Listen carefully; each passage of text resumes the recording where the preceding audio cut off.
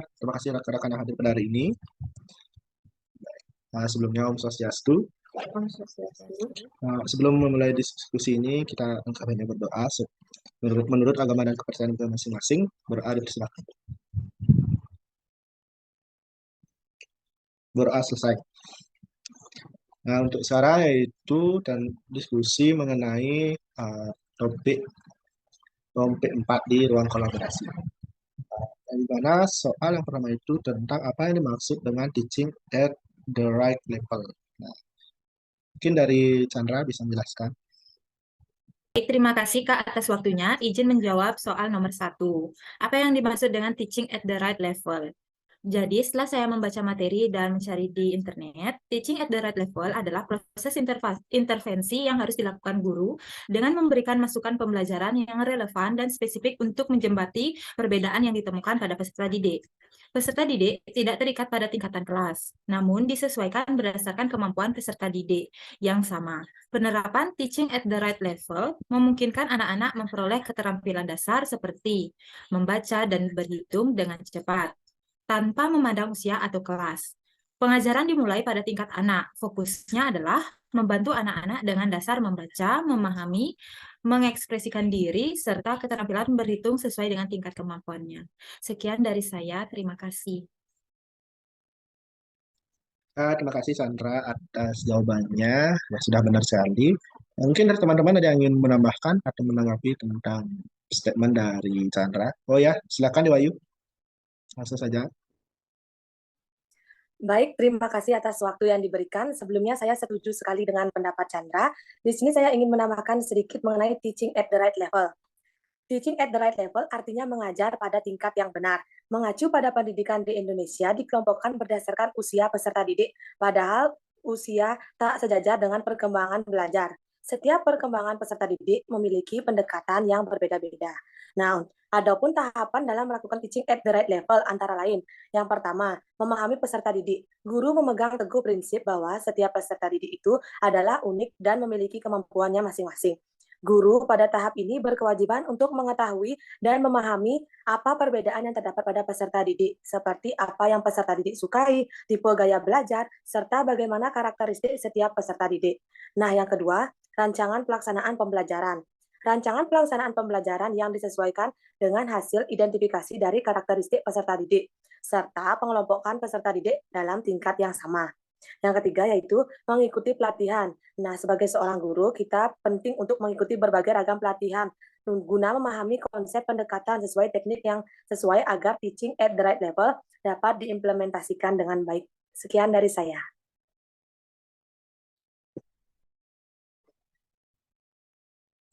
Baik, terima kasih dari Dewayu atas tambahannya. Ya, sudah bagus sekali dan sudah diberikan penjelasan juga oleh Chandra. Baik, langsung saja untuk soal nomor 2 mengenai mengapa capaian pembelajaran dirumuskan per fase. Nah, bagaimana nih rekan-rekan yang menanggapi? Ada yang bisa? Ayo, dipersilakan. Oh ya, silakan. Dari Dewayu lagi, ayo. Ya, mohon izin untuk menjawab dari pertanyaan nomor 2. Mengapa capaian pembelajaran dirumuskan per fase? Nah, penyusunan capaian pembelajaran dirumuskan per fase merupakan upaya penyederhanaan sehingga peserta didik itu memiliki waktu yang memadai dalam menguasai kompetensi. Penyusunan capaian pembelajaran per fase ini juga memberikan kesempatan kepada peserta didik untuk belajar sesuai dengan tingkat pencapaian atau yang disebut dengan teaching at the right level, kebutuhan, kecepatan, dan gaya belajar mereka. Hal ini karena capaian pembelajaran itu disusun dengan memperhatikan fase-fase perkembangan anak. Selain itu, penyusunan capaian pembelajaran per fase berguna juga bagi guru dalam satuan pendidikan. Guru dan satuan pendidikan dapat memperoleh keleluasaan dalam menyesuaikan pembelajaran sehingga dapat selaras dengan karakteristik, potensi, serta kebutuhan dari peserta didik. Nah, sekian yang dapat saya sampaikan. Mungkin rekan-rekan yang lain ada memiliki tanggapan lain. Ya, dipersilakan. Ya, langsung saja dari Chandra. Ya. Baik, terima kasih atas waktunya. Saya ingin menambahkan sedikit mengenai jawaban dari Duayu, yaitu mengenai mengapa capaian pembelajaran dirumuskan per fase. Nah, kenapa? Karena supaya keterkaitan antara pengetahuan, keterampilan, dan kompetensi umum terlihat dengan jelas dan utuh sebagai satu kesatuan yang tak terpisahkan dalam pembelajaran dan menggambarkan apa yang akan dicapai peserta didik di akhir pembelajaran. Hal ini berfungsi untuk memberikan kesempatan untuk mengeksplorasi materi pembelajaran lebih mendalam, tidak terburu-buru, dan cukup waktu untuk menguatkan kompetensi, mengingat tahap perkembangan dan kecepatan anak untuk memahami sesuatu belum tentu sama. Kondisi ini juga memungkinkan seorang anak dengan kondisi kebutuhan khusus dapat menggunakan capaian pembelajaran yang sama dengan anak pada umumnya atau anak di sekolah reguler.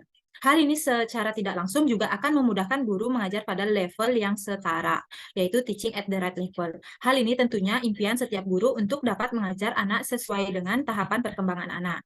Impian anak pula memperoleh layanan pendidikan sesuai dengan haknya dapat diperoleh. Sekian dari saya, terima kasih. Ya, terima kasih dari Chandra dan Wahyu. Mungkin saya di sini bisa menyimpulkan sedikit tentang penyusunan capaian pembelajaran dirumuskan per fase itu merupakan upaya untuk penyederhanaan sehingga peserta didik dapat memiliki waktu yang memadai dalam menguasai kompetensi. Ya, betul sekali dari yang sudah disampaikan oleh Wahyu dan Chandra. Nah, untuk selanjutnya tentang soal apa yang Anda pahami tentang pencapaian pembelajaran. Nah, mungkin ada teman-teman yang mengetahui dari jawaban tersebut, bisa langsung saja. Mungkin ada yang tahu? Baik, saya akan menjawab mengenai pertanyaan apa yang Anda pahami tentang capaian pembelajaran. Capaian pembelajaran merupakan suatu ungkapan tujuan pendidikan yang merupakan suatu pernyataan tentang apa yang diharapkan, diketahui, dipahami, dan dikerjakan oleh peserta didik setelah menyelesaikan suatu periode belajar. Capaian pembelajaran mencakup sekumpulan kompetensi dan lingkup materi yang disusun secara komprehensif dalam bentuk narasi. Capaian pembelajaran untuk anak pendidik sekolah dasar terdiri dari 3 fase, yaitu fase A kelas 1 sampai 2, fase B kelas 3 sampai 4, dan fase C kelas 5 sampai 6. Sekian yang dapat saya sampaikan. Mungkin dari rekan-rekan ada yang memiliki tanggapan lain.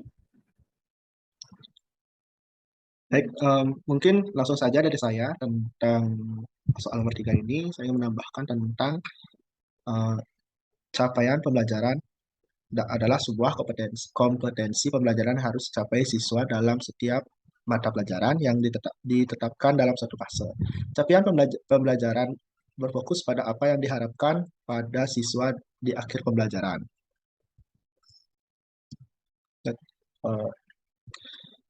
Analisis capaian pembelajaran bertujuan untuk menyusun tujuan pembelajaran dan alur tujuan pembelajaran untuk meningkatkan 3 aspek, yaitu pengetahuan, kognitif, keterampilan psikomotorik, dan sikap efektif dari peserta didik. Tujuan pencapaian pembelajaran tingkat sekolah dasar yaitu capaian pembelajaran menunjukkan kemampuan belajar yang digambarkan secara vertikal dari satu tingkat ke tingkat yang lainnya, serta didokumentasikan dalam suatu kerangka kualifikasi. Selain itu, capaian pembelajaran juga harus disertai dengan kriteria penilaian yang tepat dapat digunakan untuk menilai bahwa hasil pembelajaran yang diharapkan telah dicapai, sehingga dapat disimpulkan bahwa capaian pembelajaran kedudukannya sangat penting dalam pelaksanaan dan penilaian. Pencapaian CP ini hanya dapat diidentifikasikan setelah siswa mengikuti proses pembelajaran melalui penilaian dan harus dapat didemonstrasikan dalam kehidupan nyata. Mungkin hanya itu yang saya tambahkan mengenai dari pertanyaan nomor 3 yang sudah disampaikan oleh Yulia. Ada teman-teman yang lain ingin menambahkan lagi? Ya. Baik, langsung saja kalau itu di soal nomor 4, yaitu mengapa perlu capaian pembelajaran. Nah, mungkin langsung saja dari saya, kebetulan juga sudah mendapat informasi dari internet juga tentang mengapa perlu capaian pembelajaran. Nah, capaian pembelajaran mengandung berbagai sikap pengetahuan dan keterampilan yang penyajiannya dalam bentuk narasi. Dengan capaian pembelajaran, pendidik dapat yang pertama yaitu mengembangkan sepenuhnya alur tujuan pembelajaran dan perencanaan pembelajaran. Yang kedua itu mengembangkan alur tujuan pembelajaran dan atau rencana pembelajaran berdasarkan contoh-contoh yang disediakan pemerintah. Capaian pembelajaran bertujuan untuk menyajikan gambaran vertikal dari tingkat ke tingkat dan kemajuan pembelajaran tercatat dalam dokumentasi yang sesuai dengan kualifikasinya. Selain itu, capaian pembelajaran juga harus sesuai dengan kriteria penilaian yang bermanfaat untuk menilai apakah hasil belajar sesuai dengan harapan yang telah tercapai. Hasil belajar dapat terukur melalui proses penilaian. Oleh karena itu, guru hanya dapat menentukan capaian pembelajaran setelah siswa melalui proses belajar dan penilaian, serta harus mendemonstrasikan dalam kehidupan nyata. Mungkin hanya itu yang bisa saya sampaikan. Mungkin dari rekan-rekan ada yang ingin menambahkan tentang apa argumen yang saya sampaikan tadi dari soal nomor 4 tentang mengapa perlu capaian pembelajaran. Silakan, mungkin teman-teman yang ada ingin menambahkan atau memberikan statement yang berbeda. Saya ingin menambahkan sedikit mengenai mengapa perlu capaian pembelajaran.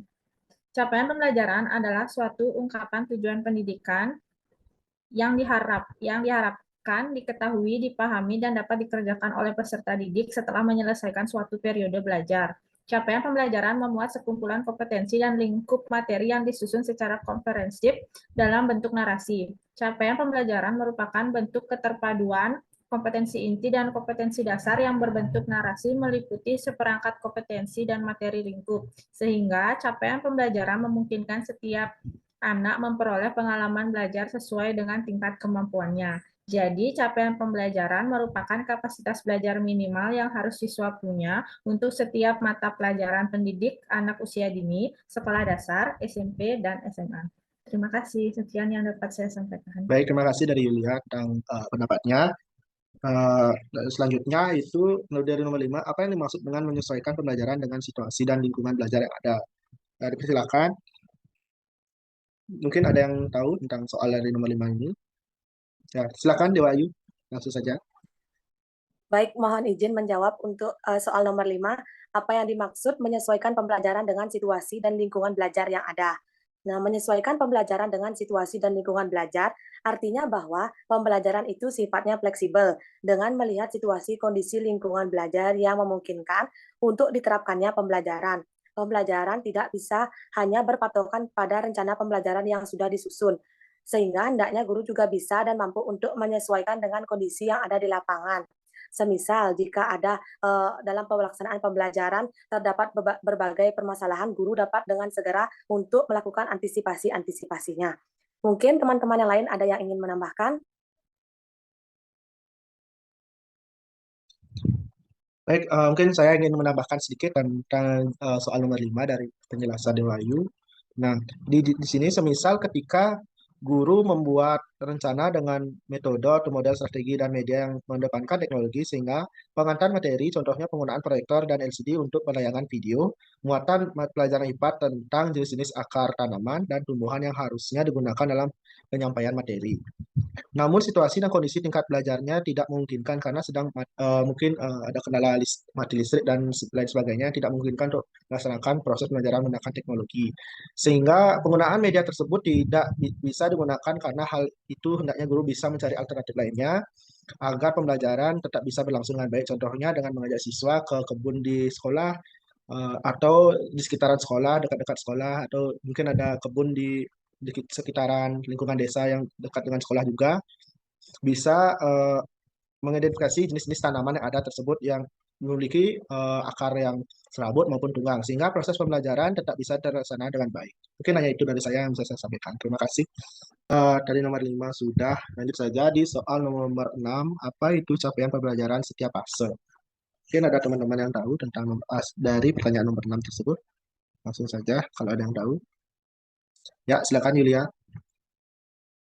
Saya ingin menjawab apa itu capaian pembelajaran setiap fase. Capaian pembelajaran setiap fase artinya capaian yang dirumuskan setiap fase. Perumusan ini sendiri bertujuan untuk membedakannya dengan kelas karena peserta didik di satu kelas yang sama bisa jadi belajar dalam fase pembelajaran yang berbeda.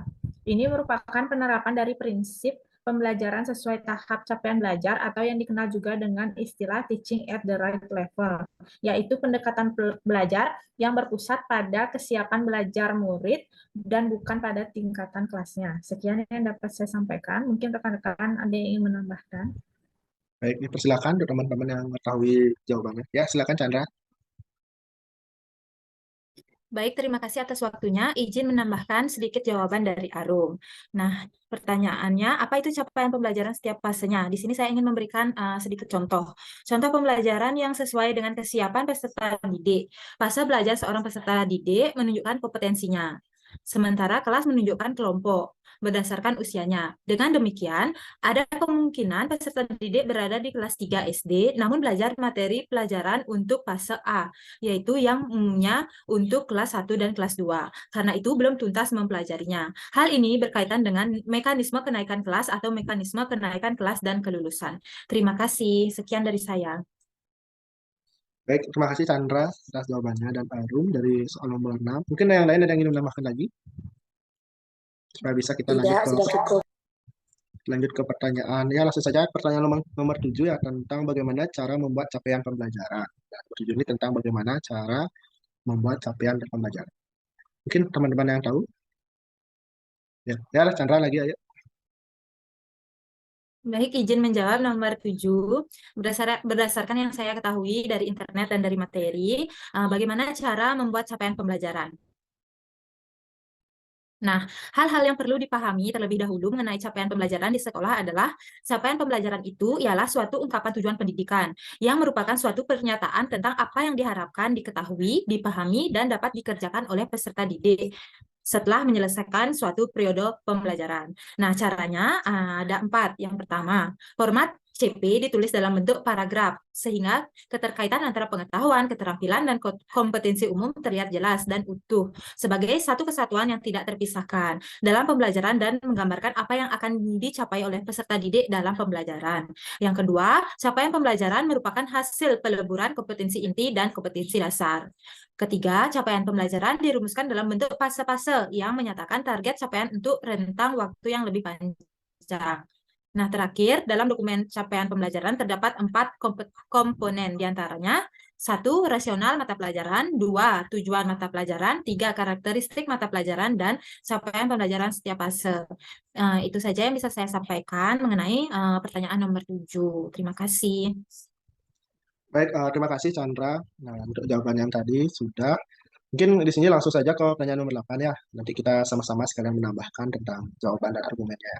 Ya, langsung saja saya lanjut ke nomor 8 ya. Mungkin di sini tentang pertanyaan dari nomor 8 terlebih dahulu tentang bagaimana cara menggunakan capaian pembelajaran dengan fungsi pembelajaran. Mungkin di sini langsung dari saya tentang eh, soal nomor 8 itu mungkin cara menggunakan capaian pembelajaran dengan fungsi pembelajaran disesuaikan tingkat pencapaian siswa atau kebutuhan, kecepatan dan gaya belajar sesuai dengan fase perkembangan anak. Yang pertama itu ciptakan lingkungan penuh perhatian, saling peduli, terbuka dan nyaman untuk belajar.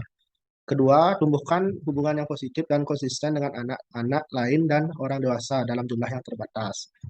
Dan yang ketiga itu ciptakan kebiasaan saling menghargai dalam ruang kelas sehingga anak juga belajar untuk menghormati dan memahami perbedaan-perbedaan yang ada dan mampu menghargai kelebihan-kelebihan dapat. Mungkin itu yang bisa saya sampaikan dengan pertanyaan nomor 8. Nah, untuk selanjutnya, mungkin teman-teman dari pertanyaan 7 dan 8 ini ada yang ingin menambahkan, dipersilakan langsung saja. Ya, dipersilakan, Yulia. Baik, saya ingin menambahkan sedikit pertanyaan dari nomor 8. Bagaimana cara menggunakan capaian pembelajaran dengan prinsip pembelajaran?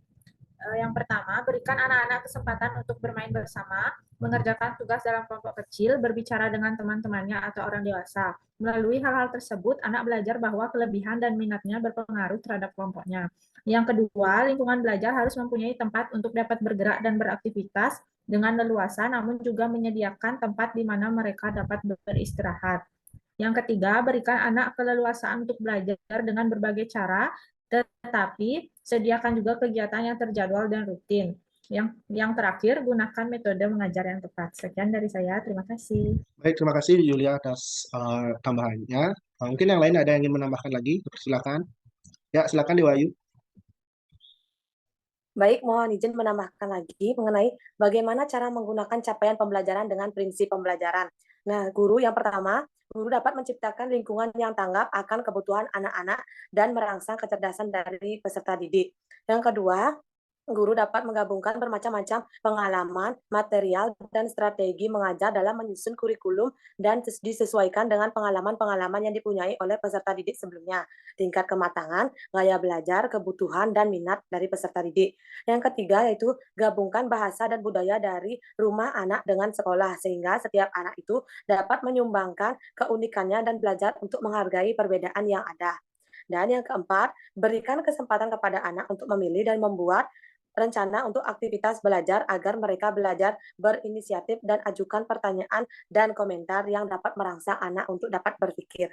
Sekian dari saya, mungkin ada yang ingin menambahkan lagi? Ya, dipersilakan. Chandra. Baik, terima kasih atas waktunya. Izin menambahkan lagi mengenai bagaimana cara menggunakan capaian pembelajaran dengan prinsip pembelajaran. Yaitu dengan pertama, berikan perhatian dan dukungan dalam berbagai bentuk seperti pujian dan kedekatan fisik pada peserta didik, misalnya membelai kepala, memeluk, dan lain-lain. Kemudian, sesuaikan derajat kesulitan dengan tingkat keterampilan dan pengetahuan anak agar anak menjadi percaya diri bila berhasil mengerjakan tugas-tugasnya. Kemudian, kembangkan kemampuan anak untuk bertanggung jawab dan mengatur diri. Dan terakhir, susunlah kurikulum yang tepat dan buatlah evaluasi atas proses dan hasil belajar dari peserta didik. Sekian dari saya, terima kasih. Nah, baik, terima kasih untuk rekan-rekan atas masukan dan saran dan tambahan dari setiap materi dan soal yang sudah diberikan tadi. Mungkin dari hasil yang kita sudah peroleh hari ini bisa kita buat dalam bentuk PPT, untuk hasilnya akan kita terangkan lagi dalam bentuk PPT. Mungkin ada yang sebelum kita tutup, ada yang ingin menyampaikan satu hal atau yang ingin tanyakan lagi di hasil pada diskusi pada hari ini. Cukup. Nah, baik, jika sudah, karena tadi diawali dengan doa, kalau kakeknya kita tutup dengan doa. Baik, berdoa dipersilahkan.